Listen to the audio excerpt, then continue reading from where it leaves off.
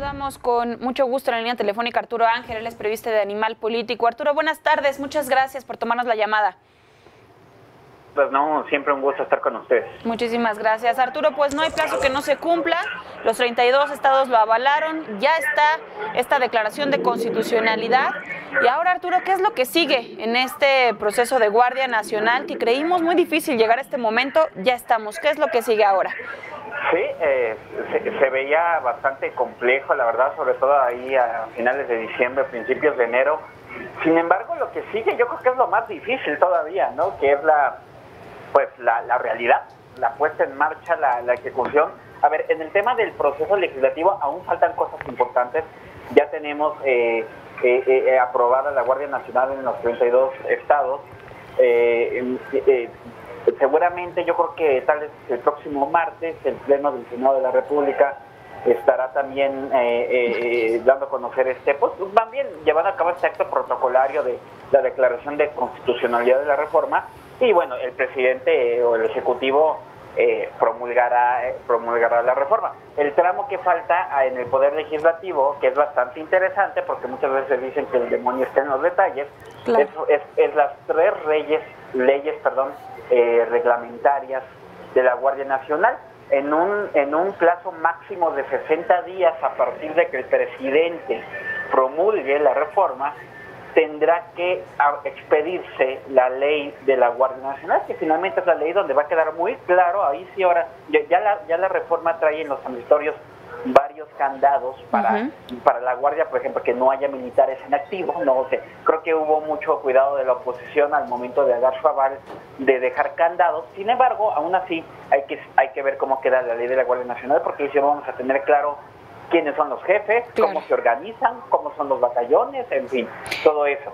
Y luego, ese es en 60 días. Y en 90 días, en un plazo de 90 días como máximo, que también empiezan a correr a partir de que se promulgue la reforma, tienen que salir las otras dos leyes complementarias, que es la ley de uso de la fuerza, que es increíble que en México no la tengamos después de tantos años en que hemos tenido a fuerzas federales y al ejército en las calles.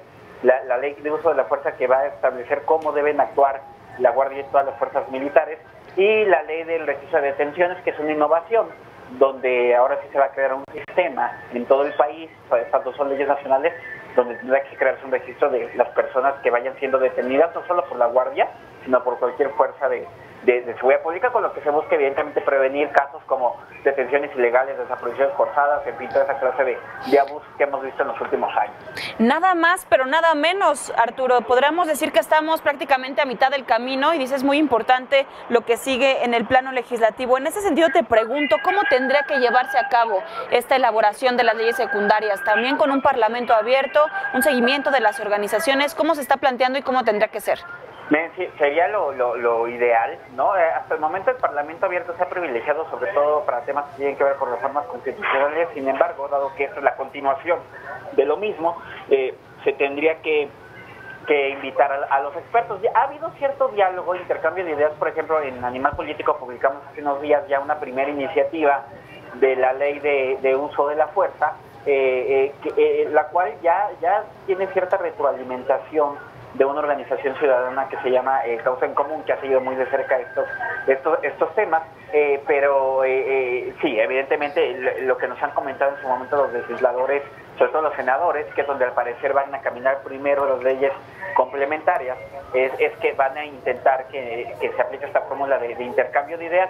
Los tiempos están muy apretados, entonces habrá que ver cómo le hace, porque ahora sí eso es contrarreloj todo esto, que sabemos también en el caso sobre todo de la ley orgánica o ley de la Guardia Nacional. Sabemos que el gobierno ya tiene un borrador también avanzado que se estaría dando a conocer, yo creo que la próxima semana, y vamos a ver cómo va caminando esto, y a la par, pues lo que yo les decía, que es lo más difícil, ¿no? Ahora sí que ya la puesta en marcha en el terreno, se han prometido muchas cosas.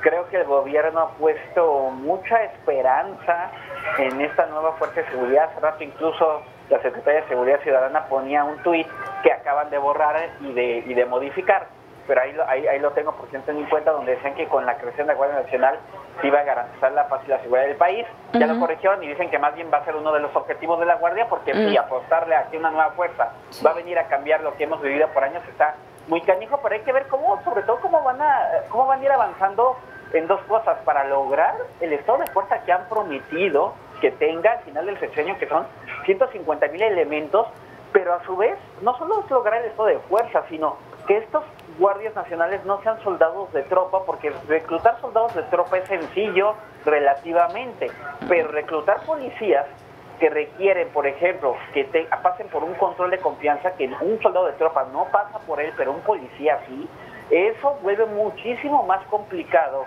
el proceso y ha llevado al fracaso a proyectos similares como fue el de la Gendarmería, donde se aspiraba a tener 60,000 elementos y donde al final no pasaron de 8,000 o de 6,000 porque el 80% de los candidatos no pasaba las pruebas de control de confianza. Entonces, esa es la preocupación que tienen los expertos de cómo van a concretar esa es la realidad y si la ley que se va a crear no va a aligerar demasiado las exigencias con tal de lograr un estado de fuerza. Que tenemos una policía de 150,000 elementos mal preparados, eso sí les puedo asegurar, porque nos lo hemos vivido en todos estos años, no va a solucionar nada y solo va a abrir la puerta a que haya más abusos de violaciones a derechos humanos. Oye, Arturo, híjole, esto último, qué importante que lo señalas. Te pregunto, ¿adviertes riesgos? ¿Se ha apostado, se ha trabajado? Hemos hablado de esto y durante los últimos años, de cómo quedaría la Guardia Nacional, y es una realidad, es constitucional.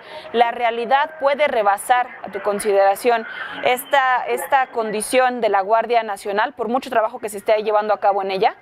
Sí, a ver, yo creo que evidentemente todo puede pasar, ¿no? No sabemos también la estrategia, qué nos dicen y qué hacen, que no nos dicen, ¿no? Hay que recordar que lo que pasó en el sexenio pasado, sobre todo en los 2 primeros años, es que venía una inercia de delitos a la baja y que luego, al parecer, en varios estados hubo intentos por ocultar casos y eso generó una especie de percepción de que todo iba bien, pero al tercer año pues la realidad cayó por su propio peso. Este gobierno era un panorama mucho más complicado porque el de Peña heredó una tendencia a la baja en el último año de Calderón, no, al contrario, hereda una tendencia a la alza que se ha mantenido en el arranque del año y yo creo que el riesgo está en eso, ¿no? Primero, en que tengamos una Guardia Nacional que en el afán de lograr este despliegue que se ha prometido